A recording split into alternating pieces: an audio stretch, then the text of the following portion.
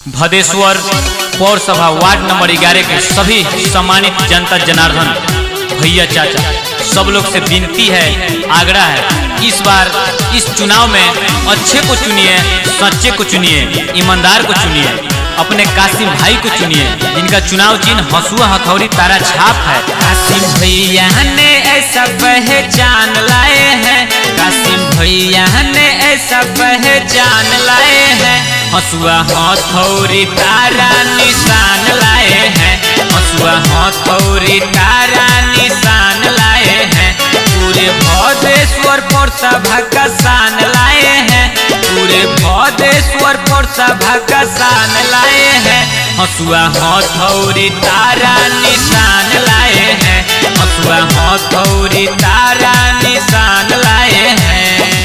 सोचना आपको है, देखना आपको है, कौन सच्चे हैं और कौन अच्छे हैं, तो नेक को चुनिए और ईमानदार को चुनिए, अपने कासिम भाई को चुनिए जिनका चुनाव चिन्ह हंसुआ हथौड़ी तारा छाप है।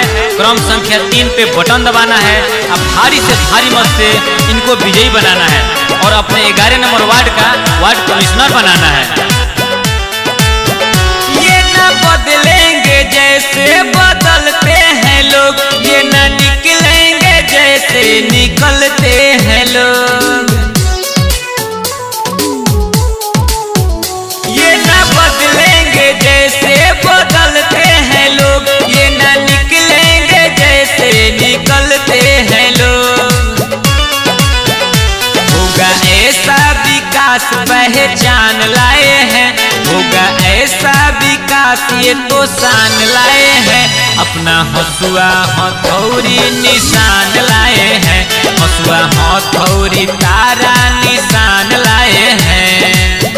चुनाव करने में समय नहीं लगता है, इसलिए अच्छे को चुनाव कीजिए और सच्चे को चुनाव कीजिए, क्योंकि एक बार अच्छे को चुनिएगा तो 5 साल तक आपको अच्छाई मिलेगा, अगर बुरे को चुनिएगा तो 5 साल तक आपको भुगतना पड़ेगा। तो इसलिए कोई इसमें शक नहीं है, अपने मोहम्मद कासिम भाई को चुनिए, क्रम संख्या 3 पे बटन दबाकर भारी से भारी मत से विजयी बनाइए। बातें सुन लो कासिम भाई सच्चे हैं जी, पूरे 11 नंबर वाडेला अच्छे हैं जी। बातें सुन लो कासिम भाई सच्चे हैं जी, पूरे 11 नंबर वाडेला अच्छे हैं जी। होगा नया विकास पैगाम लाए हैं, होगा नया विकास पैगाम लाए हैं, हंसुआ हथौड़ी तारा निशान लाए हैं, हंसुआ हथौड़ी तारा